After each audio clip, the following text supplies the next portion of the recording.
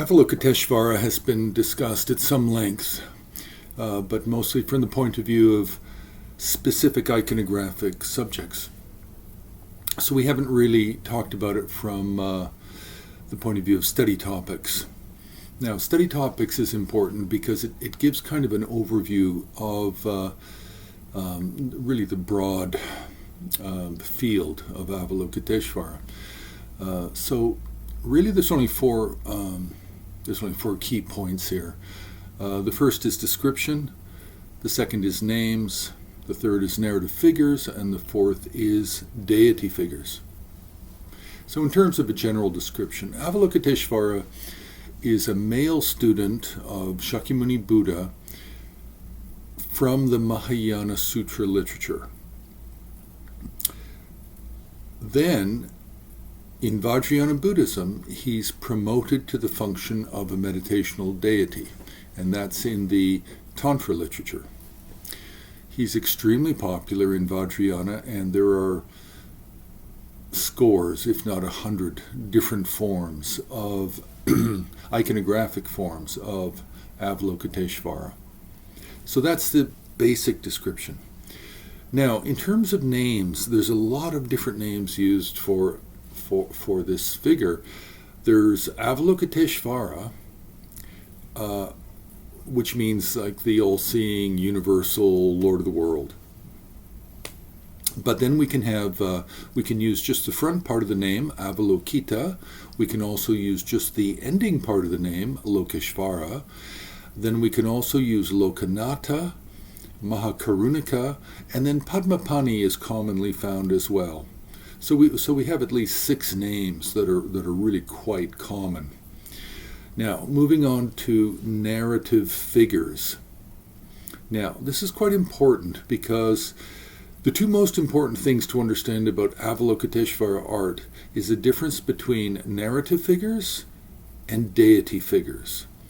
Narrative figures are non-iconic. They're coming out of the Mahayana Buddhism. They're coming out of the specific sutra literature, where Avalokiteshvara is a narrative figure. He's a student of the Buddha. In terms of his appearance, he has simple figurative mode, meaning he has one face, 2 arms, peaceful in appearance, and various postures. He can appear based on the narrative from the sutra or based on the artist's interpretation of how they feel Avalokiteshvara should appear. Okay, then deity figures. Now, deity figures is really just kind of shortened for meditational deity figures. So this refers to Avalokiteshvara in iconic forms.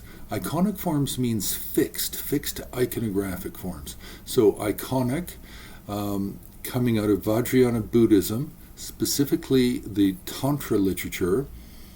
The iconography is fixed, and it's fixed in one of the 3 moods. Avalokiteshvara can be in any of the 3 moods because there's many different forms of Avalokiteshvara. We can't say that for all deities, but where you have a deity who has multiples upon multiples of different forms, then yes, chances are you will find all of the 3 moods, which are peaceful, semi-peaceful, semi-wrathful, and wrathful. These are the 3 moods for figures in Himalayan art. Then we have Tantra Classes. Now, Avalokiteshvara primarily appears in the Kriya, the first class of Tantra, and in the last class, the Anuttara Yoga.